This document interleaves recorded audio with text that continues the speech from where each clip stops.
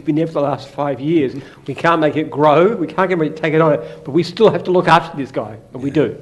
So we just can't do it.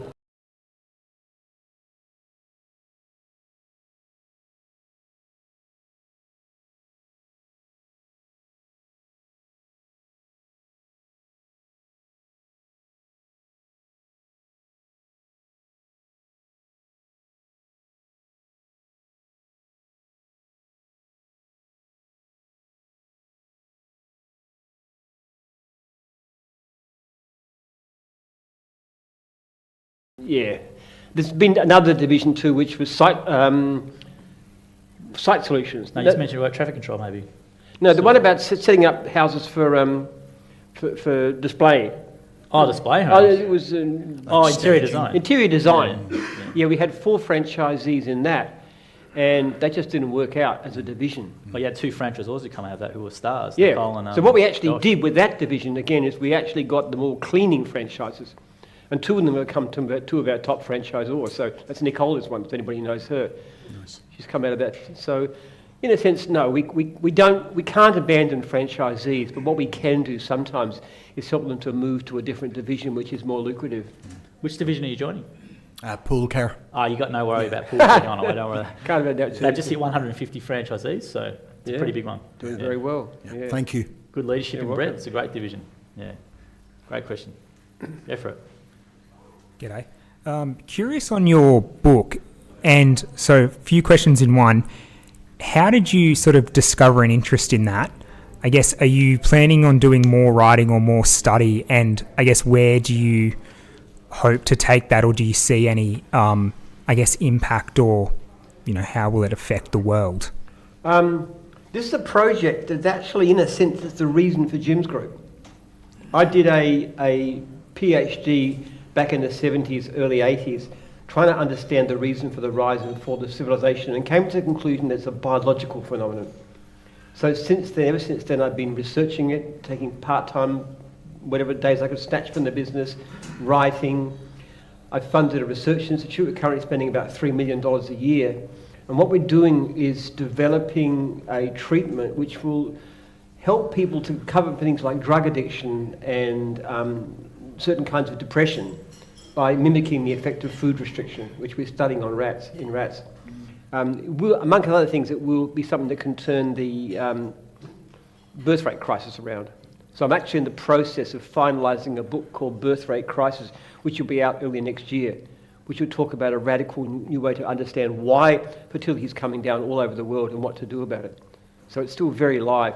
This book here is available. I have to say it's a somewhat outdated version because the theory's moved on since this was done about 5 years ago. So there's a new version. But Birth Rate Crisis will be not too long. And hoping, expect to make a big splash with it because it's a solution to a problem that people are starting to panic about. And there's a reason why it's happening. And it's to do with the way the dopamine system works. And we've been testing it on rats and deciding things and developing treatments and stuff. We think there's a real solution to that. A lot of other problems too. The rise in loneliness, for example, rise in drug addiction, deaths of despair, the loss of community, all these kinds of things, they have a common cause. And we know what that is. We've got animal models for it, and we think we can fix it. So, can I just piggyback onto something you said then? Yes. You mentioned the food restriction, so how does that work with fixing or curing some of these things? Okay, what actually happens, let's turn it the other way around. If you've got something like cocaine or a drug of addiction or alcohol work the same way, what that actually does is give your brain a burst of dopamine.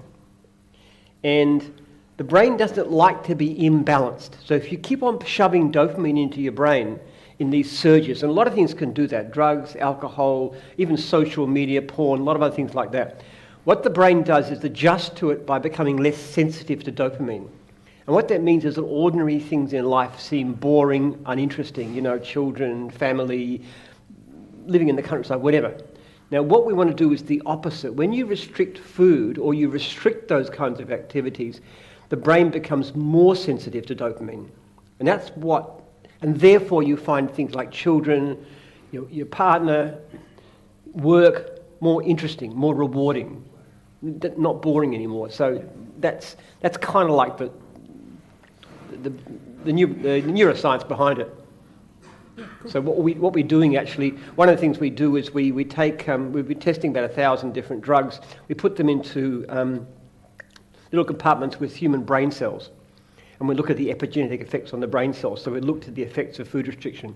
And we just started testing some of these in animals to see if they had some effect.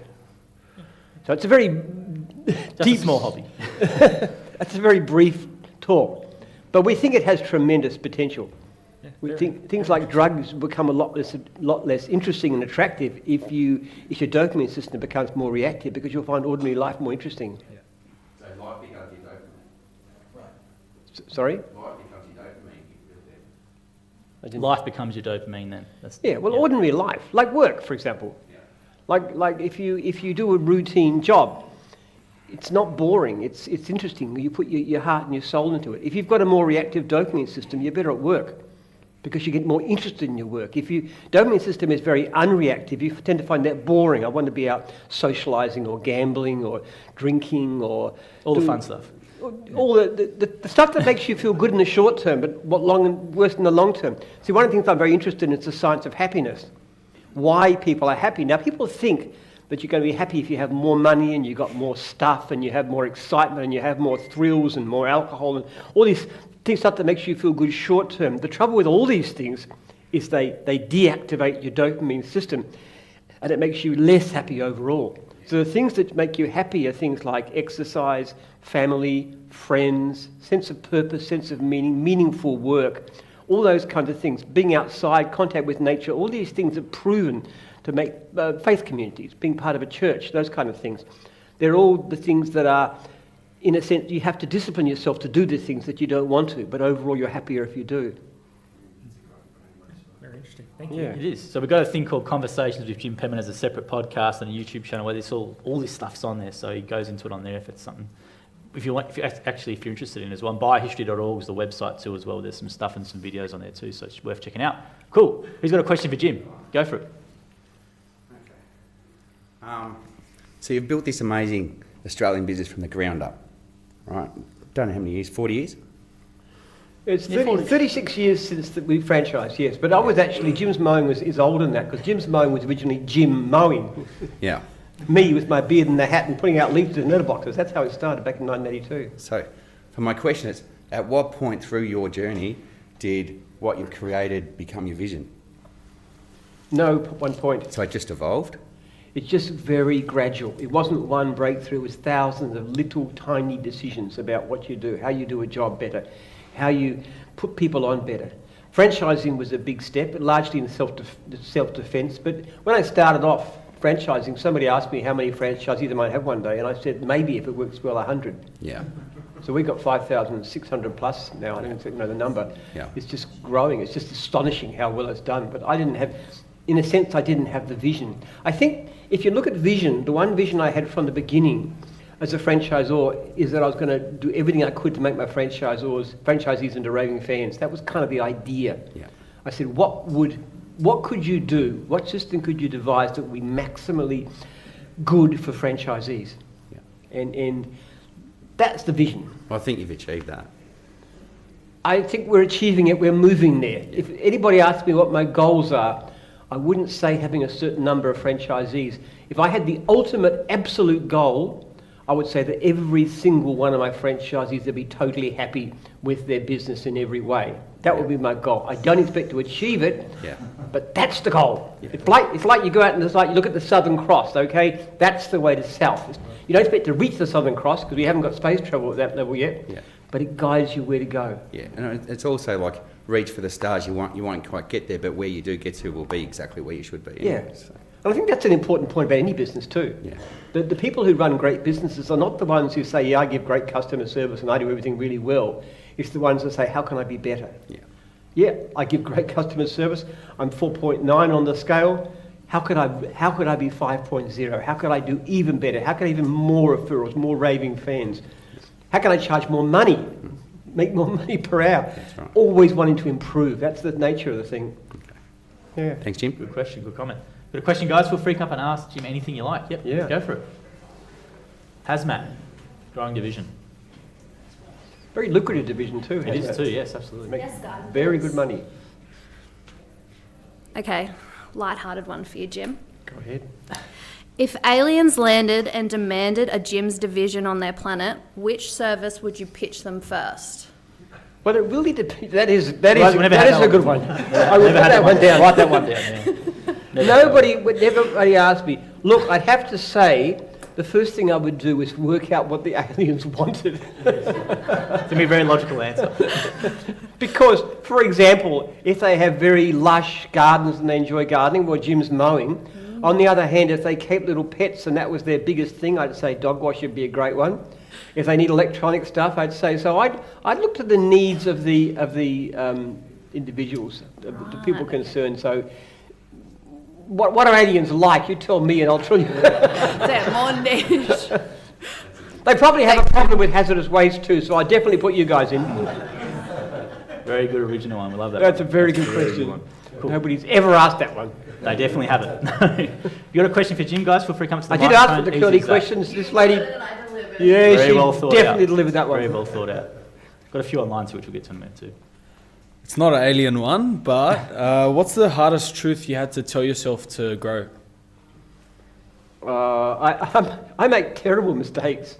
I've made so many stupid mistakes, and to recognise that and make you a real blunder is very difficult.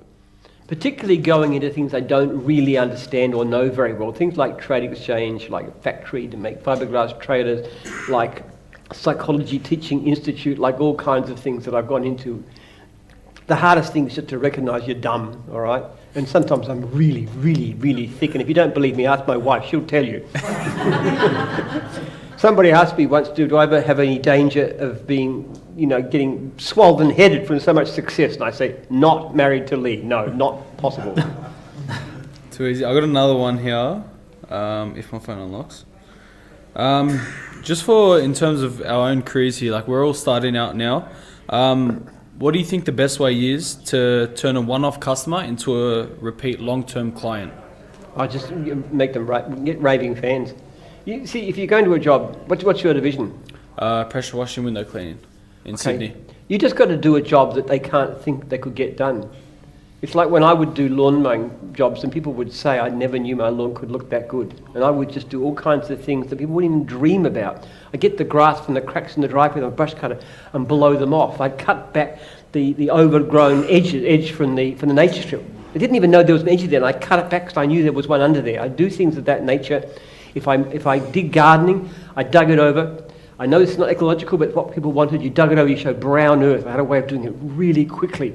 So I could go and make a person's job really immaculate. They had to look at it and say, wow. I used to turn once-offs into regulars all the time. Yeah. Because they just couldn't get the same result. I could do it better than they could do it, much better than they could do it. The brush cutter, using how to use that properly. So if you can figure out how to make things sparkle. We had a lady cleaning our house once. Now, I'm a man, really, I don't see dirt. Is that correct? We don't see dirt, do we, guys? I like things tidy, but I don't see dirt. We had a lady, Maria, who's a Filipina. She was just wonderful. Jim's cleaning person doing our house. And I tell you what, this lady was amazing. You could just tell was the best clean job. She even had this stuff that smelled good, and she'd move the chairs, and she was just so good. Every time she had an opening, about 10 people would leap in and say, come and do it for me. Now, the only problem Maria had, which every time I used to come to our place, I said, Maria, have you put your prices up? It used to frustrate me. She could charge double what she charged, and she could still get away with it. But if you can make your clients so happy and amazing, people will line up to use your services, even at a very good price. Yeah. That is the key to it. People had we have this idea from retail, it's all about price. It's the worst mistake you can make. The real benefit, the real place to be is not the cheapest chips market. It's the people who want great service. We don't need the cheapest chips. People come to me and said, I want something done, and I want the cheapest service. And I say, try High Pages. Yeah. I'm not even going to ask them to put it through for Jim's because I don't want it to go to my people. If you want cheap, go to High Pages, go to Aircast, go to something else which is cheap, nasty. Well, I'm not saying that. That's been pretty demeaning. But cheap, all right? That's not our market, is it? No. Our market is to be incredibly good, and people be charging astonishing hourly rates. We talk about $70 an hour, but if you hear people who are doing really, really well, they're talking like $120 an hour. And I'm talking about things like cleaning and mowing and so forth. They're charging much, much higher because they're so good at what they do that people really want them. It's like dog wash, as an example. You know, you're washing somebody's dog. Now, you might be charging $100 to do a half-hour job. Somebody else might do it for 40. But if the dog likes you, you're not in danger from anybody, because that's really important. Yeah. Fair enough. You got Jacob in your division, right? Jacob. Yes, that's my franchisor. Yeah, he's a good one. Yeah, so you got a really good one. So good franchisor who does really well. So he's We're in good ask him hands. all the questions. He's really good. He told us to be prepared with questions when we came. So. Oh, did he? Yeah, good. No, he's the man, Jacob. No, he's come on the podcast twice. He's doing really successful. Former plumber, so he's a good guy. So yeah. We love stories, actually. Anybody's got a good story. I get feedback from franchisees who are just started off when I send my 1 month letter, and some are just doing so well. So I always keep them through this guy and say, let's do a talk. It's been good. Sometimes people just have an amazing start. They're making, you know, $5,000 a week from their first week. This kind of stuff, which is just not expected. After a year or so, maybe, but immediately you get some astonishing stories. We do. Got a question, guys, for Jim? Feel free to come up and ask him. Anyone got a question? Yep, go for it. Cool. I'll try this one.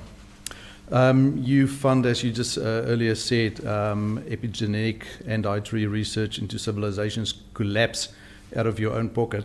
Which historical civilizations do you think we're most closely repeating right now?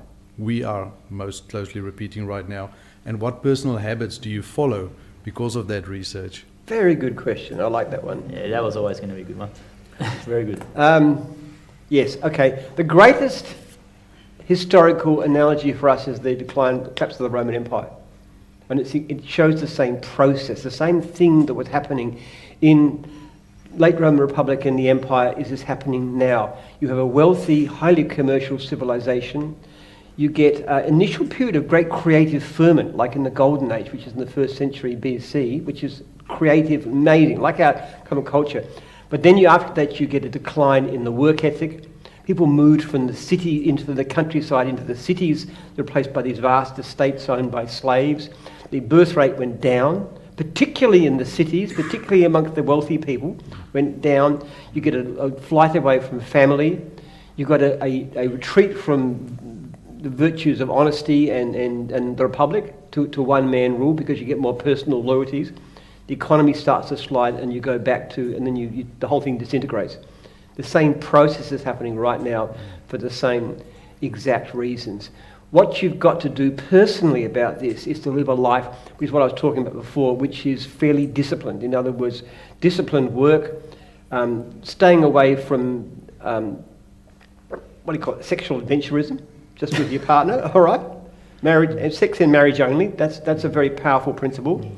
Spending time with your family, with your kids, getting involved in a faith community of some kind. I'm a Christian, but it doesn't matter what, as long as it's a community that's very strong in their terms of their values. Having a sense of purpose in your life, having good discipline, habits of discipline, all those kind of things. I also believe in things like cold showers, and I do 16-8 fasting, so sometimes I'm quite hungry. Those kinds of self-discipline, which is actually a way of creating happiness. These are all things that are happiness promoting. That's the kind of thing I do to have the right effect. We need to do that as a civilization, but it's not possible because the forces of wealth are so powerful. Yeah. And they're actually a lot worse in today than they were in the declines of the time of the late Roman Republic, because we're so much wealthier. We've got things like we've got cocaine, and we've got drugs and freely available alcohol and junk food and all these things which actually make these problems so much worse. So if we don't turn this around, we're in big trouble. Yeah.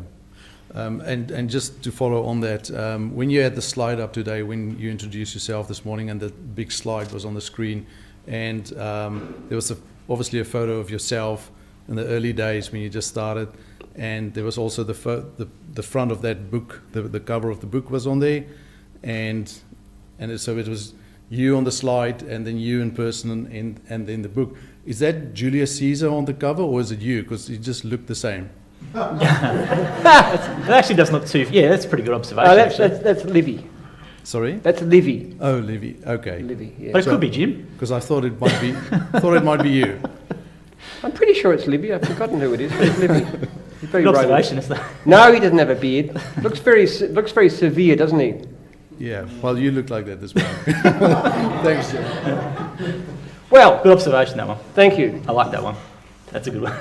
I think he's rather better looking than me, but anyway, so most people. If you've got a question for Jim, guys, feel free to come up. I just want to read a few comments online left on the chat, which is read them out, which is cool for some confidence.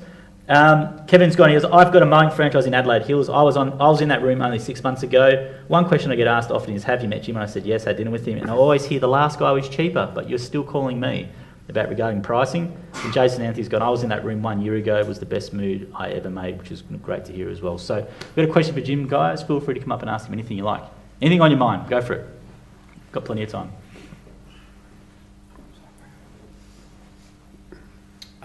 So you must get a lot of offers being so big and being so approachable, but have you ever thought of sponsoring a sports team, a supercar team, and what's your favourite football team?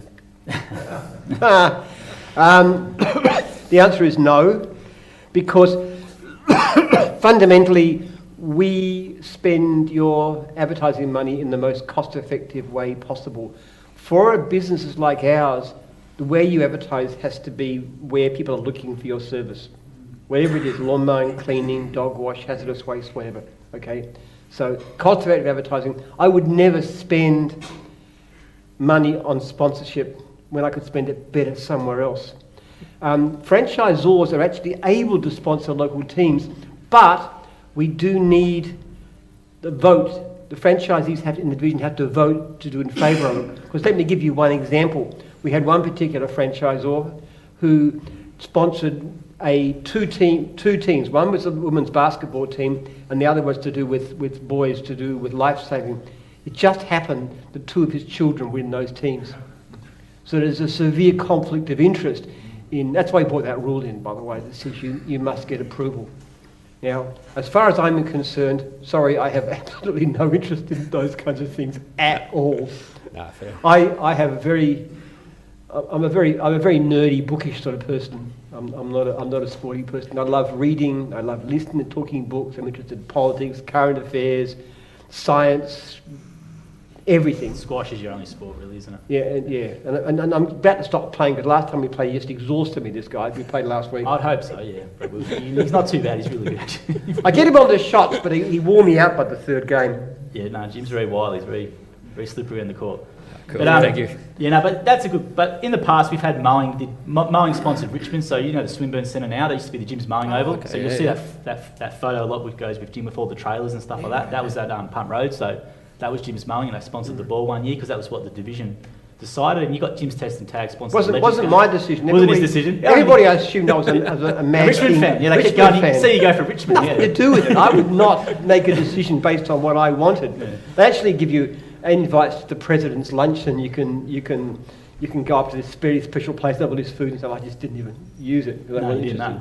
And that Test and Tag Division 1 year sponsored the EJ Whitten Legends game and stuff like that. But that's something that the franchisees and the franchisors voted on. So if the division, like if you got a division with maybe 100 franchisees and they all want to get behind it, a thing and they all vote on it, then that's okay. But it's not generally the use. A lot of franchisees at a local level, they sponsor their Sport local. team, Yeah, we've got a guy who sponsors a sprint car in South Australia. I've seen it's really cool, and they sponsor events and their teams locally and stuff. So yeah, I make a lot less decisions than you probably think. Most advertising is decided mostly by franchisees, by franchisors in particular, and by different divisions. We have an advisory committee which is elected division, represented by franchisors. They actually tend to make policy for the company. We've got a meeting coming up on tomorrow. Is it tomorrow or Friday? Tomorrow morning. Yeah. Tomorrow morning, yeah. So we have a committee that actually decides a lot of things of policy. The core things to do with franchisee service and customer service, that's me. Mm. And if I get occasional requests to water something down, like there's a request coming up in advisory tomorrow, if it is tomorrow. It's tomorrow at 10 a.m. Yeah. Yeah, which 100%. basically is saying they want to make paperwork guarantee a little bit more tough to claim. I'm going to be very sceptical about that. We want to get rid of fraud, but I want to make it as easy as possible to claim. So those are the kind of things where I will step in personally when it relates to the welfare of my franchisees or customer service. But most other decisions tend to be made much more broadly. And franchisees, you have a fair say in things, like the ability to veto changes to your own manual. As far as I know, it's the only company in the world that does that. We just think that the best decisions are made by the people closest to the ground. So maybe you can make so much money from gyms that you'll sponsor your own sporting team. How about that? All right, sounds good. Yeah, a lot of franchisees do. Darren in Sunbury sponsors the footy club. There's a lot of signs around local footy grounds in Australia and things like that. Yeah, depending on the division. Pool care, a lot of mowing guys, so it all depends on what you want to do. It's up to them. Absolutely. Guys, you got a question for Jim, feel free to come up and ask them on the mic. There's a couple online, Jim, which I'll ask whilst people are thinking of their questions. Another person, Marty's gone. Oh, yeah, come up, go for it. I'll just read this one out real quickly. Hi, Jim, have you thought about offering mobile crane services within your franchises? Be difficult. Yeah. But if the right person came up, I'd look at it. I get offered a new division probably about once a week. I think Mick Gatto's got crane services covered, so I don't know if we might. Somebody's approached me about Jim's scaffolding just last week. Yeah, that'd be a good one. Go for it. Yeah. Cool. I've got some faith-based questions, being a Christian yourself. Do you think that business has helped your journey in faith or with a relationship with God? Well, that's an interesting way to put it around. Good question. I'd say, I like that one.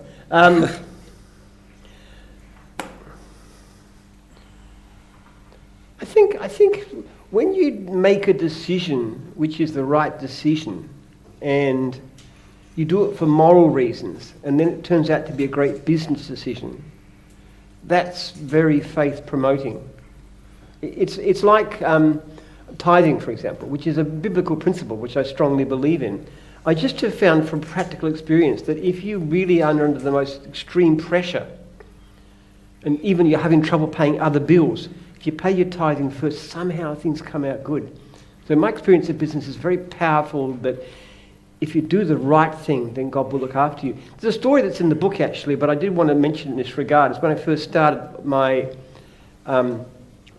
full-time business in 1982, and I was really flat broke, absolutely flat broke, and desperate. I was deeply in debt, about $30,000, something in debt.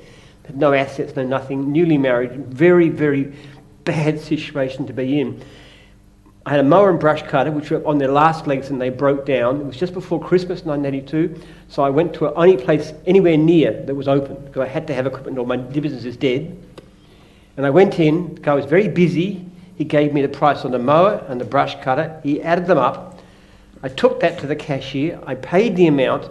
And as I walked out of the store, I recognised that he's rung it up. He calculated it wrongly. He'd added up. It was $100 too cheap, which is a lot more in those days than now. This is, 1982. And I thought, okay, I need this money so badly. I need this money so badly.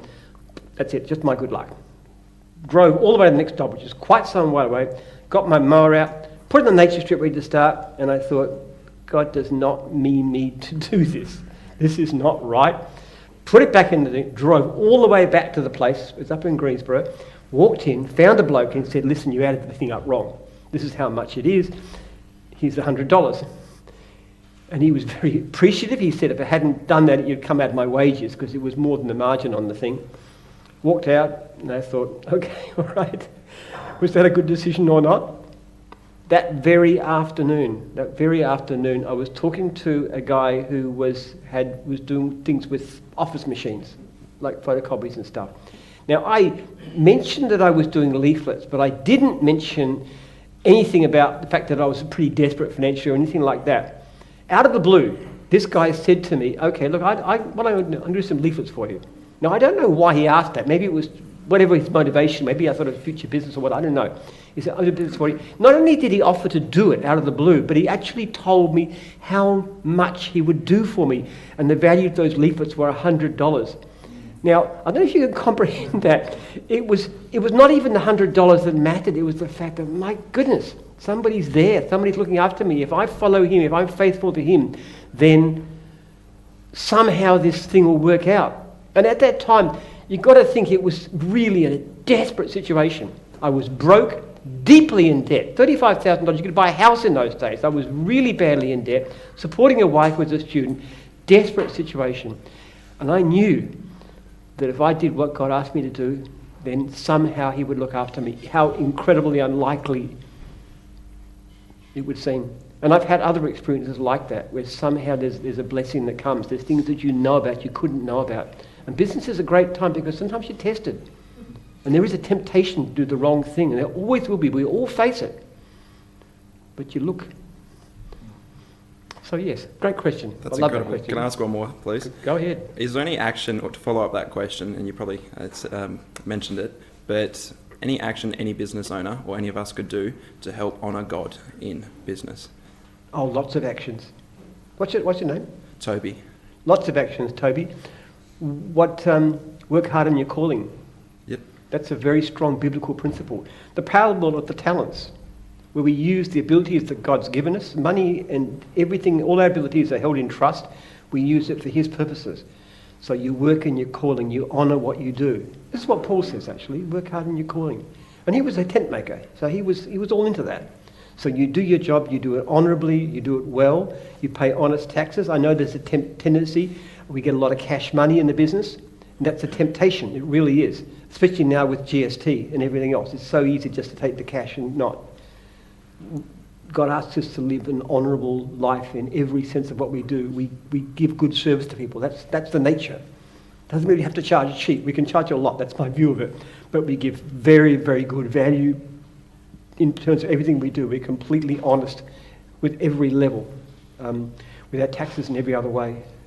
Yeah, it's because it's our decision, you see. Because we're in business for ourselves, we've got so much more opportunity to live, to make good decisions rather than bad ones. Thank you so much. I really appreciate it. Just to be clear, Jim, all cash is reported to the ATO by franchisees, isn't it? Yeah. Yeah, 100%. I would never be in a situation of telling anybody they should have a cash income. I know when it happens. We can't do anything about it. But we would always say, pay your tax honestly. To be pretty blunt about it, when you're self-employed, working in your own business, you have so many opportunities to quite legally minimise tax. So, for example, you can split your income. If your wife's making less money than you, or your husband for that matter, you can split your income with them. Most of it's for your vehicle, part of your rent or your mortgage, part of your power bill, for example. All kinds of things that you can actually deduct being in business for yourselves. You don't need to be dishonest about tax. Yeah, go for it. What's the business obstacle you really struggle to overcome, and how did you overcome it? Which Business struggle, yeah? Yeah. Business struggle we overcome. I'm pretty lazy by nature. It's true. I know that sounds bizarre for somebody in my position, and people often accuse me of being a workaholic. If you try emailing me, I will email you back quick. You'll find out. You try that. I do what I need to do, but I can't say I'm a natural hard worker. I'm just not the sort of person who sits down and just works all the time. I have to sort of kick myself at times. Say, get out your lazy son, so get and do some work. This book, for example, this birthright. You know how I did it? It was really difficult. I was just finding it so difficult to do anything. And then I made a commitment to my life group, which is the group that will meet here on Wednesday night from church. And I said, will you hold me accountable? I want to be doing something of this book every single day, every day. That's the commitment I made to, and I got them to hold me to account, because I knew if I came to our meeting, which is held once a fortnight, and I hadn't done it, I can't. So I wrote this whole book, just during the time I was doing other books, and I'd finish all my emails and everything else and the talks, and then I'd sit down and I'd work on the book. And if I said it must be at least 5 minutes, I'd usually spend at least half an hour doing it. So I wrote this entire book, and then I went through it again and rewrote it, and I do all these other things too. I'm not a natural workaholic, I really am not, even though I have a reputation for it. I just know that God's given me a job to do, and I have to do it, and I have to push myself. And sometimes I beat myself up and say, you rotten, lazy, stupid sod, get off your fat backside and do something useful with your life. That might not sound like good psychology, but that's what I do to myself. I just push myself hard. So in the end, I get quite a lot done, but it's not easy. Yeah, that's fair. Cheers. What are your struggles? Tell me. What are my struggles? Yeah. No, I think it's quite similar with holding yourself accountable to something and being consistent at it. I think consistency is quite an issue. To consistently get up and do the exact same thing each day, to the same effort. Yeah, good on you. There's some wonderful books about that, things like Atomic Habits and Tiny Habits and those kind of things. I'd really recommend them. For anybody who wants to, if you go on jimpenman.com.au, you'll see a book list. There's a whole lot of books in there about these kinds of things.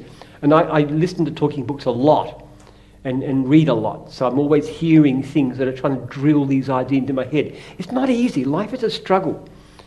You know, my favourite song is the song from Pilgrim's Progress. Let he who would valiant be. It's about struggle. Life is a struggle against doing things that are difficult, and that's what I believe in. Life is, as Malcolm Fraser, ex-prime minister, used to say. I don't say he was the greatest prime minister, but I love what he said. Life wasn't meant to be easy, and it's not, because if we try and make our life too easy, it's not a good life. And everything that's worth doing in life is a matter of struggling and doing things that are difficult and coming up against your own nature and saying, no, I will not give up and I will do this and I will do that. Exercising is one big thing. Controlling your diet is another big thing.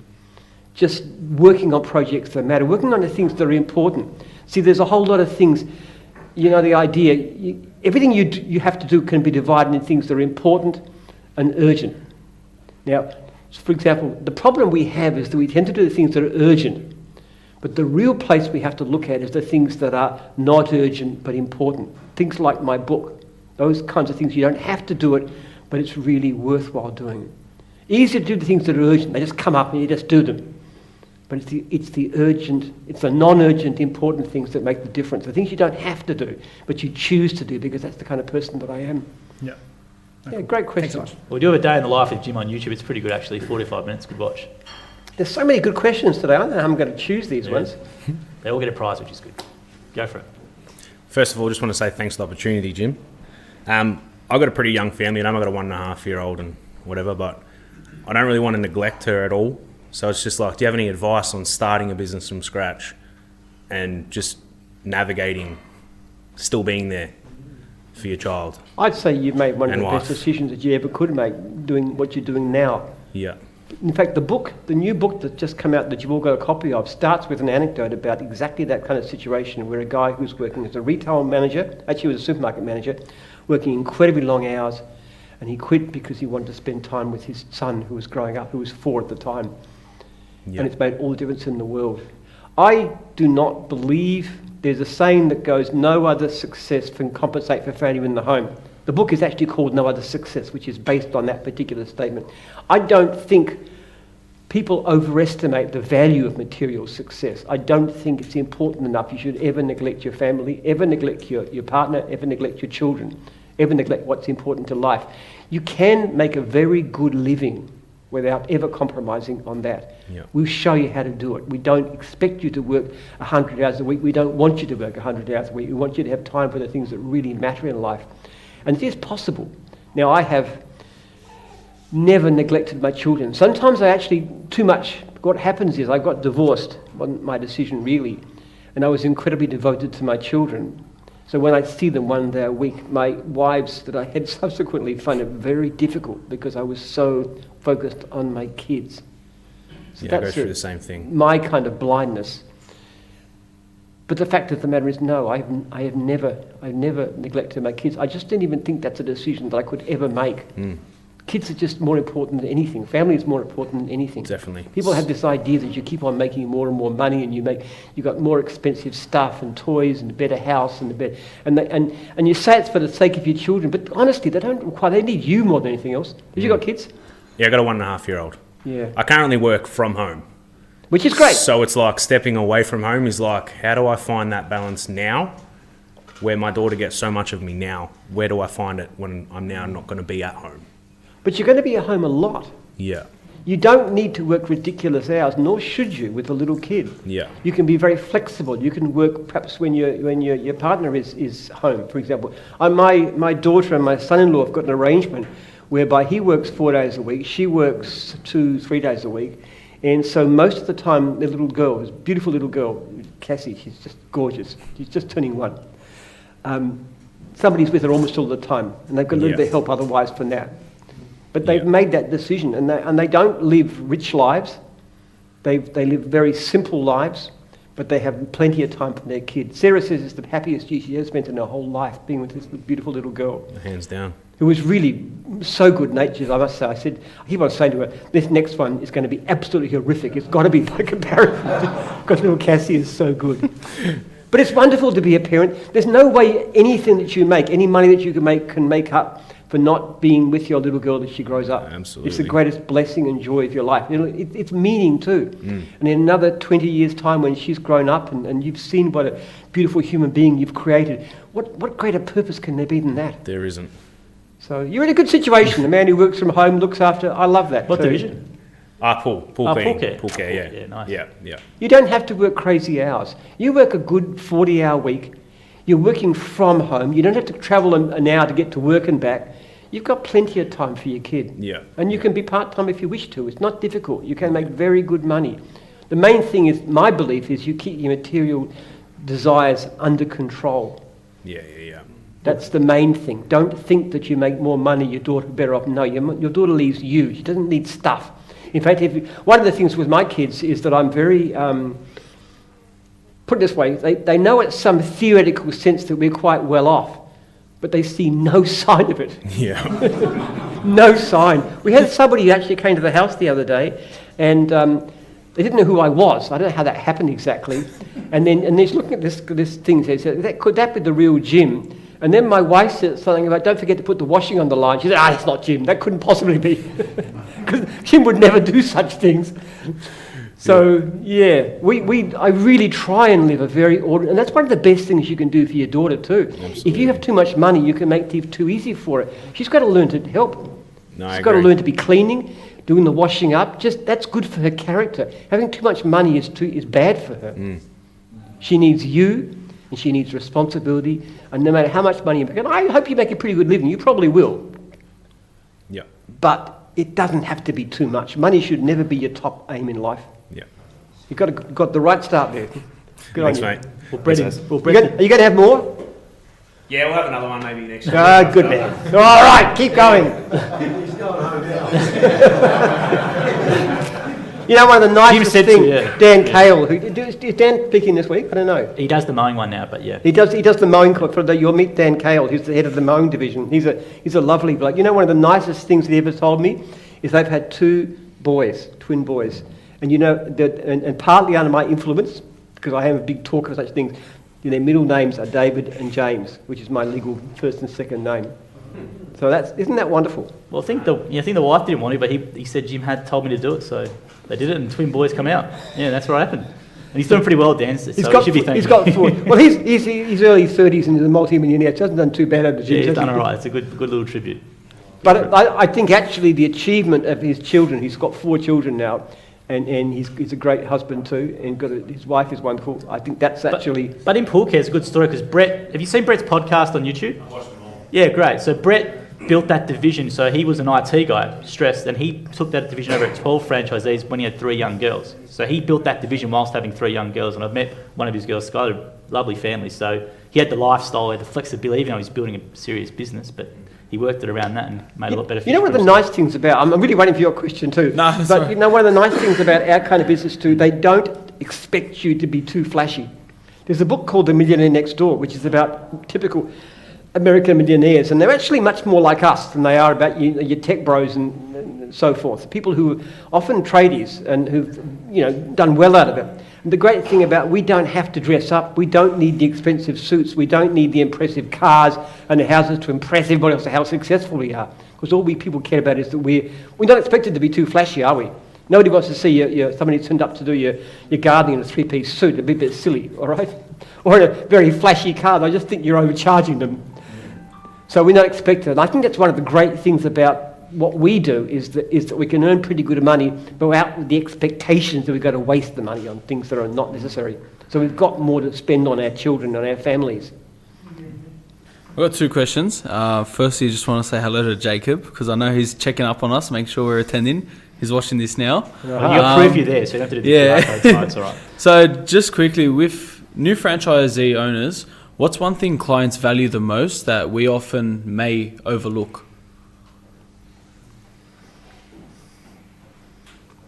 Well, clients just want great service.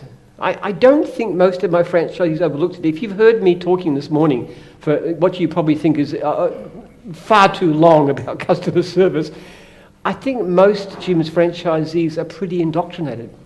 We have a different attitude. The thing that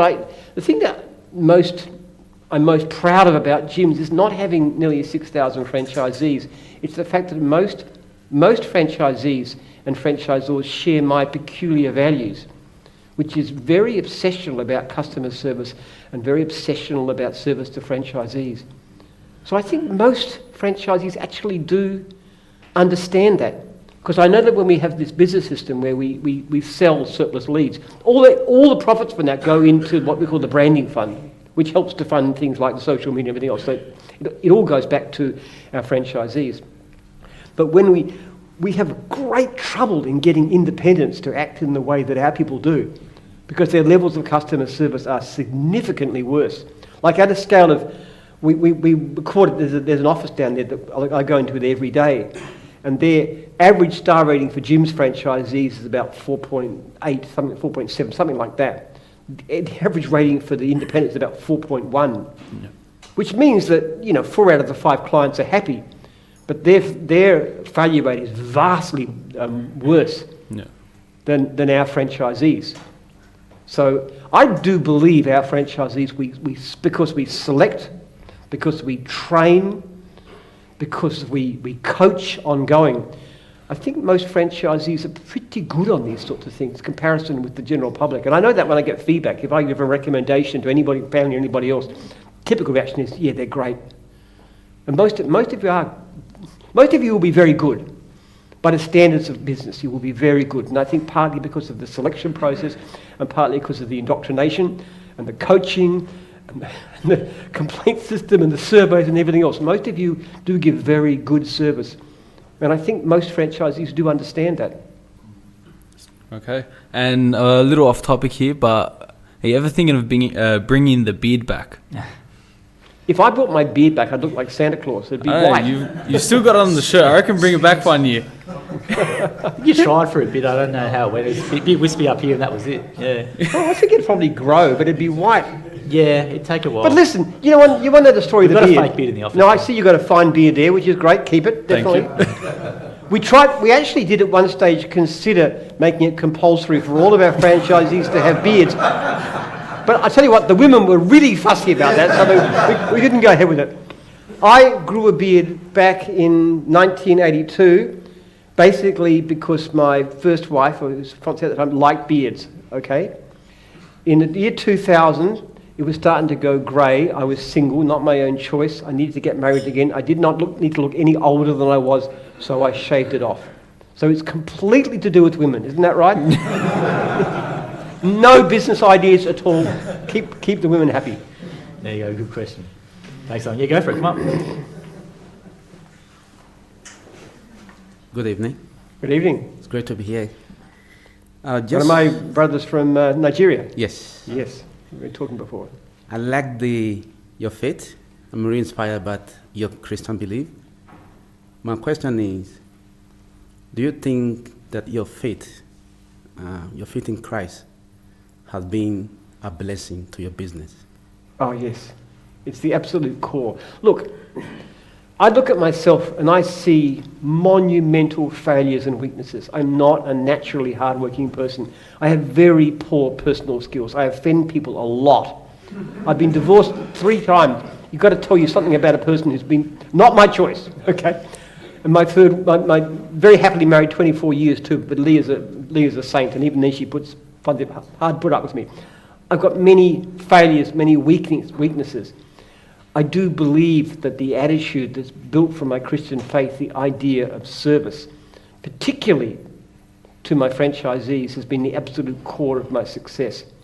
I absolutely believe that, and that's straight out of the Bible. The parable of the talents, that God's asking us to do things using the talents we've got. Servant leadership, Jesus washing disciples' feet. These are the core values to Jim's Group. And I have enormous respect for people of faith. Some of the best people in gyms are actually practicing Muslims and so forth. And they're wonderful people. I revere that. but my own Christian faith has been absolutely core as to what we've achieved. It's unimaginable that Jim's would have been the company it is without that. It's a different attitude. And I see people compromising and they cut corners all the time. You can't do that if you're a faithful servant. You can't. You can't compromise. Well, sometimes we do, but we shouldn't. That's it. That's it. I think you'll find it very comfortable to be in this environment. I know that most franchisees aren't Christians, but it's a high proportion in the general community. I think we attract that kind of people. I often find that. People have the same values, the values of service and so forth. We don't worship wealth. We worship family, worship community, and caring for each other. I heard so many great stories during COVID. That was a terrible time for us. In Victoria, we couldn't work for 8 weeks. And that was very, very traumatic. And it was the worst time you could possibly imagine. But in some ways, it was the best time. And you know what was so good about it? Is that franchisees looked after each other. Franchisors weren't charging fees, which of course you couldn't. But they were still daily talking to their franchisees and counselling them and helping them and supporting them. We had a girl who was in Dogwash who was, she was a student. She had no government support. The government said you cannot work, you're forbidden to work. She had a good business, forbidden to work, and there's no government money coming in. Now she was faced by being evicted from her home, didn't have money to buy food because the government had shut her down. Stupid policies, I'm not going about that. Anyway, the point was that it was other people looked after her, and there were other franchisees who were giving her meal vouchers and all kinds of things. We helped her a little bit. We said, if you get kicked out, you can come and stay at the conference centre, which was empty. But that kind of care, somebody would ring me up. Like I remember one test and tag guy rang me up and he said, Jim, is there anybody who needs help? Because I haven't got any work either, but I'm in a good financial situation. Can I help anybody else? That kind of, it was the worst of times, it was the best of times. For that reason, because people really cared about each other. Now most people who did that weren't Christian, I'm not saying that, but I think the values of the company do reflect the kind of people that we attract and the kind of way we treat each other. And when you go to meetings, which I hope you'll attend really regularly, you will, won't you? We do. I want you'll get to know other franchisees and they'll help you. I can absolutely guarantee that. People will take you under their wing and they'll advise you and they'll talk to you after hours and they'll really work with you. And then as time goes by, you'll do the same thing for them too. And that's the culture that we have, which is very distinctive. There was a guy called Brian Duckett who came to one of our conferences many years ago. And this bloke had been involved, he was from the UK, he'd been involved in dozens of different franchise systems. And he was quite shocked. He said, I've never seen anything like your culture ever. In all my experience, your franchisors really care about franchisees. I have arguments with them at times. They're being too soft. Come on, guys, take a tougher line. Oh, no, it's one of our problems.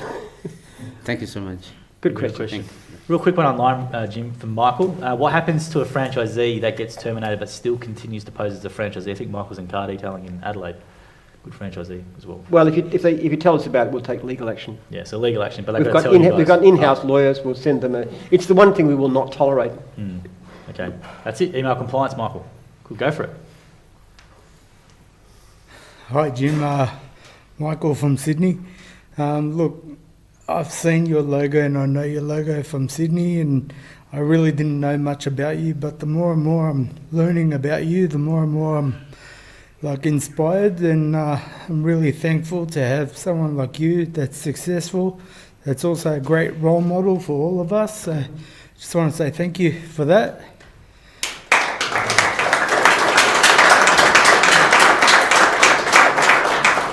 Now, my question... you might not appreciate me quite so much when it gets to things like customer service complaints and things. I just warn you. I can be very tough at the same time. But anyway, go on. I wanted to ask, now that you've done the gyms and pretty much you're at the top of the game. Oh no, I'm not at the top. No? We've got a long way to go. You're going to see changes in the next year that are going to make we're going to see, particularly with Jimbo, we are going to see better customer service, better income. There's a whole stack of things we're going to be able to do that will be like ability to sell regular clients. That's going to be a real game changer. Put customers on the market, sell off your outlying customers to a new franchisee coming in with the franchise or pay for, get more in your territory, travel less, pay less fees. have jobs booked into your diary so you can get a higher conversion rate, happier customers. You're going to see so many changes take place. We're spending millions of dollars a year on software development so we can improve and improve and improve. So sorry, top of the game, not even close. Long way to go. Well, but go ahead. Keep going. my point is that I could see, like you've got so much more talent that the whole country can actually benefit off you. Like, say, like in comparison to America, like, they've got the Donald Trump, like, maybe you could be the Donald Trump of Australia and make Australia great again, because this country's going backwards. I've got to say, nobody's ever described that to me as an ambition for my life. Donald Trump of Australia. Donald Trump of Australia. Well, you like politics and that? Like, have you ever thought of stepping up look, into I'm no that? politician. I say what I think. Goodness gracious, in politics you've got to be so guarded, unless you're Donald Trump and he says anything, but generally speaking, I'm no politician. There's been suggested I stand for Parliament, state Parliament. I'm sort of tempted in the way, but I don't think I do a good job of it. You do a lot of stuff on housing though, online. On housing stuff you do. Yeah, I'm very passionate about housing. Yeah.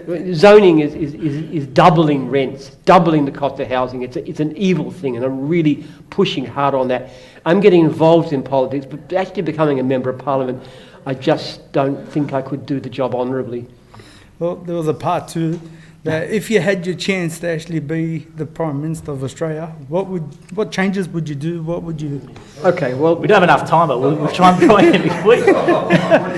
We run. The biggest change I would make, which is achievable, is that we should get rid of these stupid zoning policies. The Grattan Institute has a good policy about how you do that, just allowing 2- and 3-story developments and all kind of things like that.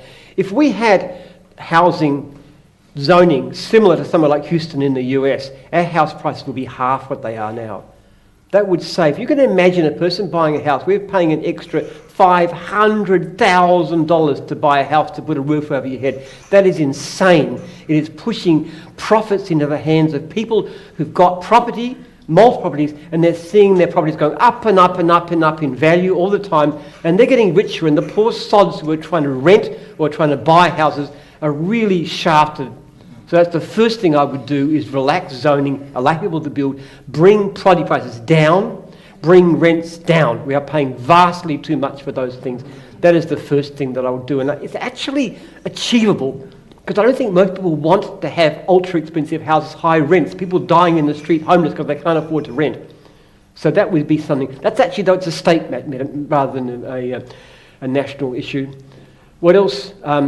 All right, let's be more controversial. Net zero is insane. I'm glad the Liberals are changing their minds. Even Bill Gates has changed his mind. Even the economists. People are, this is insane, this is stupid. It's costing ordinary Australians thousands of dollars a year. Not just the fact that our power bills have doubled, but everything else is expensive. You've got inflation, you've got expensive food.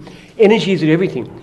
We will be, the average Australian family will be several $1,000s a year better off if we didn't have this stupid going for net zero. Of course we should do batteries and solar panels. We do that too. That's just commercial. It's good sense. It will come. We don't need to impoverish ourselves in this stupid goal. And what else I would do? Government bureaucracy is ridiculous. It's so inefficient. It's so bloated. We spend so much money on politicians that all they do is make us impoverished. The red tape we go through is insane. In franchising, for example, it gets worse every month. We have this long disclosure document. Has anybody here ever read the disclosure document? Have you read it? One person, good on you. You must be a real scholar, okay? That is so unusual. You have this huge thing. It just takes a lawyer just about to understand it. Even a lot of lawyers can't understand it. Yeah. More and more regulations and red tape. There's a very simple way to do something about franchising.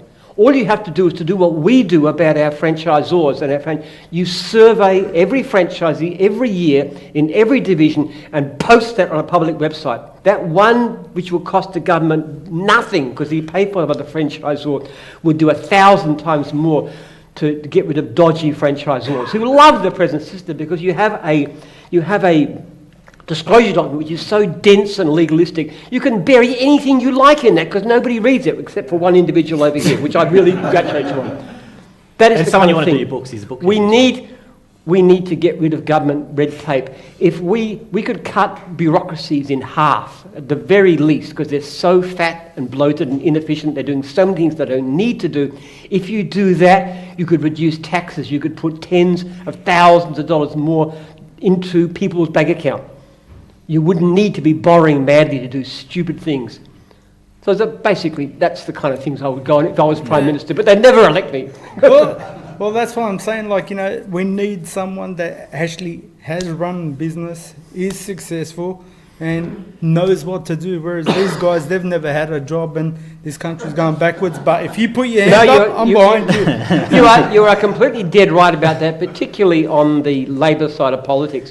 Virtually nobody has ever run a business. And what makes me really livid is that when the government sets its policy and it says you've got to allow people to work from home, because we those that'll be better for you. So somebody who's never in their life run a business or even worked for a business that makes money, ever, they've been purely, can go to people in business and say, this is what you should do because we know better than you. What arrogant stupidity is that?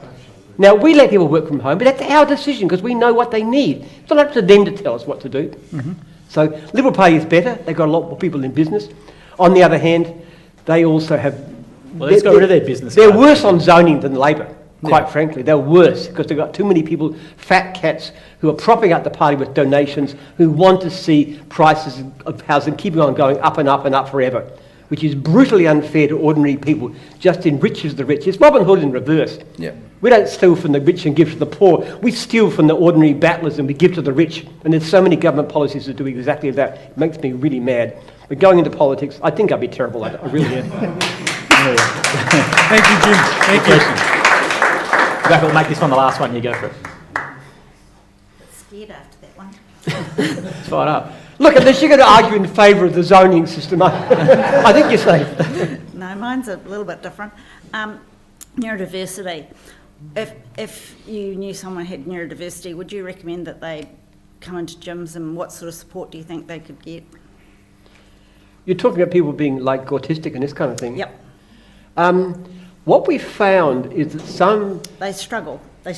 Yes, exactly right. Look, there's challenges to such people, but what quite a few of our franchisees have found is that if you could work with them, they make very good workers. They just have to be shown and cared for more. The biggest problem in growing a business in gyms is not usually clients.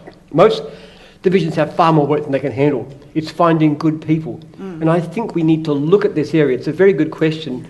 Look at people with these kinds of handicaps, possibly, a little bit mental health problems and so forth, or I don't know, intelligence. They're honest. Yeah. They'll do exactly what you ask them to do. Yeah. We've got a lot of franchisees. I've interviewed a guy in pool care. His best worker, longest worker, was someone with neurodivergent. We've got a few franchisees who hired deliberately from neurodivergent backgrounds. If you ask Joel, he'll send you the links to these people who are doing this kind of stuff too. It's a really great thing. It's a way of doing good at a wider scale. I think it's important to recognise that so much of what we do as business people is really positive and helpful. It helps our clients. It helps workers, especially people who struggle to find work. We can give them jobs in a very personal sort of way. We can help them to improve. We can lift people up. People through giving them jobs and train them and bring them forward. We can do a lot of good in the community. A lot of franchisees do it, yeah. Oh, good. Yeah. So they're more the employee rather than the holder.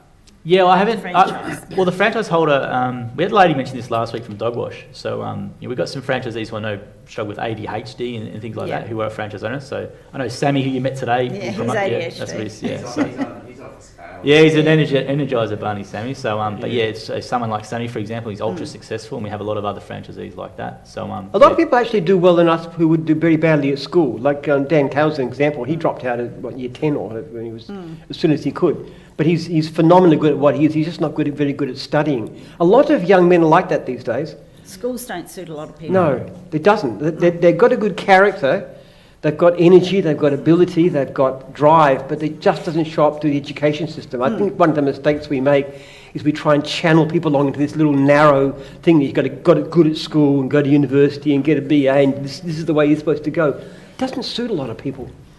And we can provide alternatives. Some of the best people are actually those who really struggle at school. The pastor of my former church actually is a great guy. He dropped out when he was like 16 and got an apprenticeship.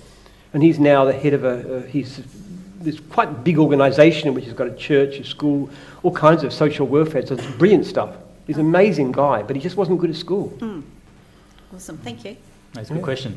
Thank you for your questions tonight, guys. So, Jim, what we're going to do is you pick your 3 favourite, which just means they get their first pick of the loot. Everyone else who asked the question, you can come up at the end and pick anything you like as well. So, Boy, that's really hard. There's so many great questions today. I was just writing them down. The guy that what about struggling? Who said that? What do you struggle with? That was a great question. is that you? Yeah. Come forward. grab anything you like. Go for it. Anything you can at the front. Go for it. Anything here. That question about faith is good. Nobody's ever asked me that. Yeah, grab it. How does Yeah, does absolutely. business affect your faith? I love that question. Was that Toby? What was the gentleman's name? Toby? Yeah. Toby, come up. And what was the last one you liked, Jim? Can I give you my favourite? I've never heard you got the Donald Trump of Australia. Surely. The Donald Trump of Australia. Surely. That's the one. Go for it. Anything you like. Oh, right. Yeah, there we go. Come up, but everyone gets a prize anyway. I love the questions about civilization, the aliens, Yep. the mowing tool, Everyone can come up. dopamine. So many great questions. All come up and get Guys, a prize. so thank you very much for your attention tonight as well. Appreciate you hanging around. If you want a photo, come grab on Jim. Start. All right.